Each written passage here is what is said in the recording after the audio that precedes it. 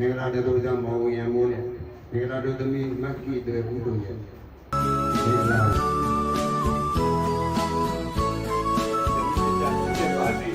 ဘေးရခတ်တဲ့ကင်းငိမ့်ပါလေဒေါသခတ်တဲ့ကင်းငိမ့်ပါလေချင်းရဲခတ်တဲ့နေကင်းငိမ့်ပြီးတော့ကောင်းကျိုးလူပြင်ဆန္ဒတဏှိတခြားတူပါပြီသာသနာပြုနိုင်တဲ့ပုဂ္ဂိုလ်မြတ်ကြီးဖြစ်ပါစေတရားပြုတရားမြတ်တွေရပါစေကျမ်းမာချမ်းသာကိုယ်ခန္ဓာ